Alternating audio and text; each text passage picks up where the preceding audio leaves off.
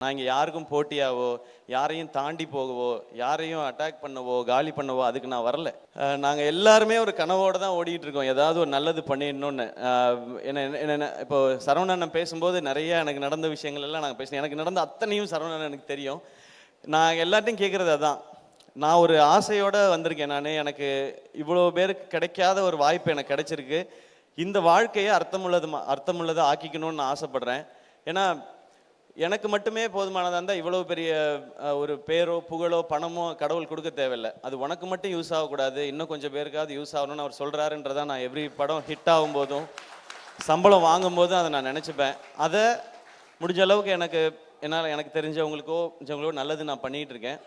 இதை படத்துலையும் என் இண்டஸ்ட்ரிக்கு, எனக்கு இந்த இடத்த கொடுத்த இண்டஸ்ட்ரிக்கு நான் திருப்பி ஏதாவது கொடுக்கணும்னு நினைக்கிறது தான் இந்த மாதிரி படங்கள் பண்ணுறது. ஸோ நான் இதை தான் பண்ணணும்னு நினைக்கிறேன். நான் இங்கே யாருக்கும் போட்டியாவோ, யாரையும் தாண்டி போகவோ, யாரையும் அட்டாக் பண்ணவோ, காலி பண்ணவோ அதுக்கு நான் வரல. எனக்கு கிடைச்சிருக்க இந்த வாழ்க்கையும் வாய்ப்பையும் ஒழுங்காக பயன்படுத்திக்கணும்னு நினைக்கிறேன். என்ன அதுக்கு விட்டுருங்க, அதை தான் நான் கேட்கணும்னு நினைக்கிறேன். நான் இப்படியே இந்த மாதிரியே பண்ணிட்டு போயிட்டே இருப்பேன். இந்த மாதிரி நிறைய டேலண்ட்ஸோட இவங்களோடலாம் படம் பண்ணும்போது நான் நிறையா கற்றுக்கிறேன். நான் இது வரைக்கும் நான் எல்லாத்தையும் திரும்ப சொல்கிறது தான். நான் ஏன் அதை நான் ரீமேக் படம் பண்ணதில்லை இது வரைக்கும். நான் கதை கேட்டு தான் படம் பண்ணியிருக்கேன். என்னுடைய படங்களோட வெற்றி தோல்வி ரெண்டுத்துக்குமே நான் ரொம்ப பொறுப்புன்னு நான் நம்புகிறேன். ஒவ்வொரு படம் கதை கேட்குறதுக்கும் அதை சினிமாவாக மாற்றுறதுலேயே நான் ஒவ்வொரு விஷயங்கள் கற்றுக்கிட்டே இருக்கேன். எனக்கு நிறையா ஃப்ளாஸ் இருக்குது, மைனஸ் இருக்குது, அதெல்லாம் ப்ளஸ்ஸாக மாற்றிக்கிறதுக்கு முயற்சி பண்ணிகிட்டே இருக்கேன். அதில் இந்த ப்ரொடக்ஷனில் பண்ணுற படங்களும் எனக்கு உதவிக்கிட்டே இருக்குது. இதை நான் தொடர்ந்து பண்ணணும்னு நினைக்கிறேன். அதுக்கு மக்கள் எப்போவுமே எனக்கு சப்போர்ட்டாக இருந்துகிட்டே இருக்கிறாங்க. ஆரம்பத்துலேருந்து எங்கேயோ இருந்த என்னையை கொண்டு வந்து திருச்சியிலேருந்து வந்தவனை கொண்டு வந்து இங்கே கொண்டு வந்து விட்டாங்க. இண்டஸ்ட்ரியில் இருக்கிற சிலர் மட்டும்தான் அதுக்கு ஏதாவது ஒரு தடைகள் போட்டுகிட்டே இருக்காங்க. அதை தாண்டி வரணுனால நான் அதுக்கு ரெடி. பட் அந்த தடைகளை நீக்கிட்டிங்கன்னா இன்னும் 4 சிவகுமார் முருகேசன் எங்கே இருந்தால் தேடி கண்டுபிடிச்சி நான் கூட்டிகிட்டு வந்துடுவேன்.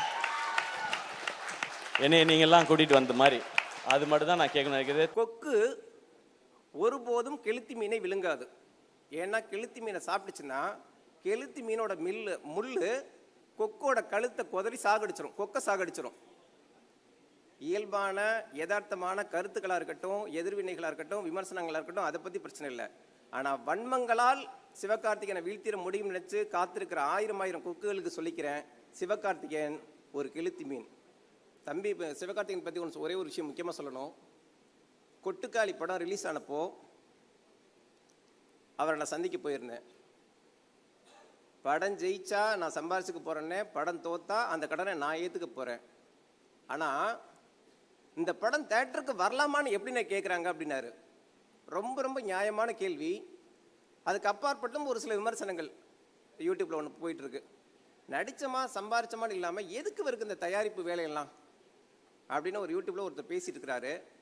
2 பேரும் கேட்குறோம். அப்போ சிவகார்த்திகேயன் தம்பி எந்த பதிலும் சொல்லலை, இன்முகமாக சிரிச்சார் லைட்டாக. அப்போவே நினச்சேன் இதுக்கு தரமான ஒரு பதிலடி இருக்குது அப்படின்னு. அந்த பதிலடி தான் தாய்க்கிழவி படம். வேலைக்காரன் படம், அவர் நடிப்பில் வேலைக்காரன் படம் ரெடியான ஒரு சூழல்.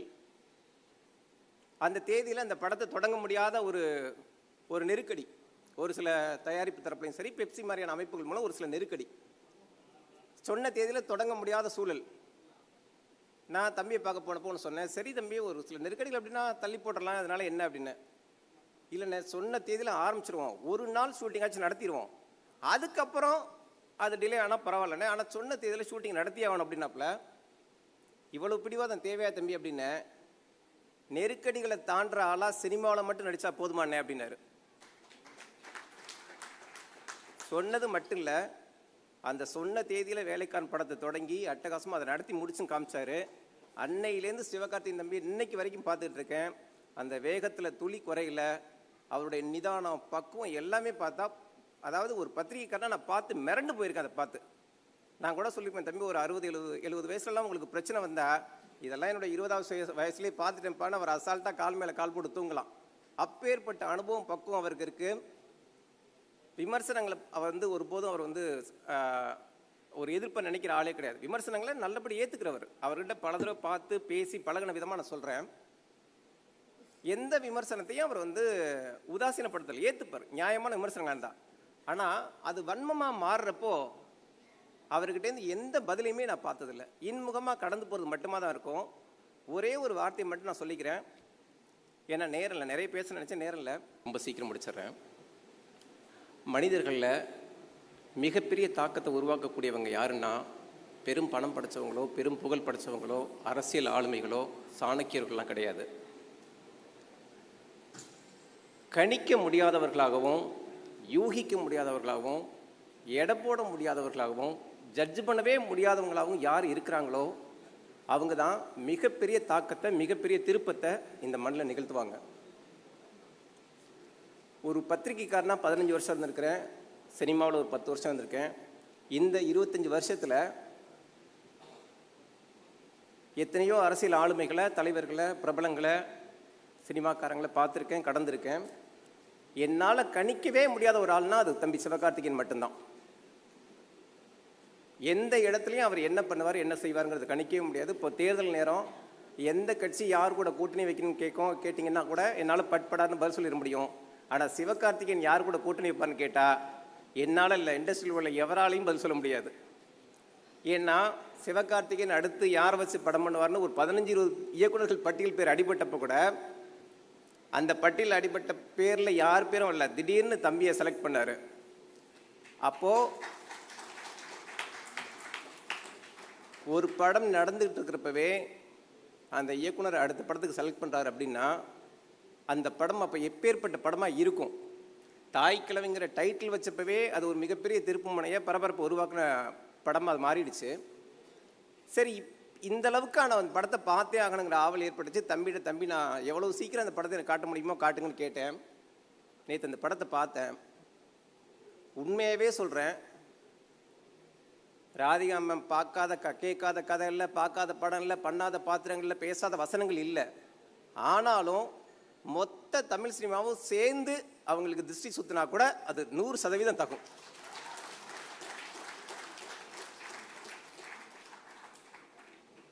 படம் ஆரம்பிச்சதுலேருந்து முடிகிற வரைக்கும் வயிறு குலுங்க சிரிச்சு ஒரு படம் பார்த்து பல வருஷம் ஆச்சு. மனசு இருக்கிற பிரச்சனைகளுக்கு சார் இப்பேற்பட்ட படம் 2 வருஷத்துக்கு ஒரு தடவை தேவை அவசியம். அதுக்காக இது ஒரு நகைச்சுவை படமா, காமெடி படமா அப்படியெல்லாம் இல்லை. அப்படியெல்லாம் நம்ம கடந்து போயிடவே முடியாது.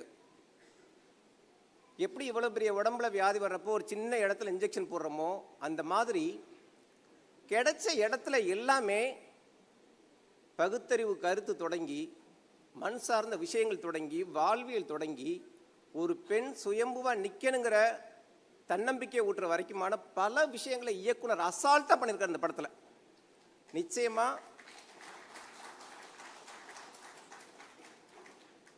இந்த படத்தில் நடித்த அத்தனை கதாபாத்திரங்களுமே, அதாவது நல்ல கதைக்கு, நல்ல திரைக்கதைக்கு ஹீரோக்கள்லாம் தேவையே இல்லை.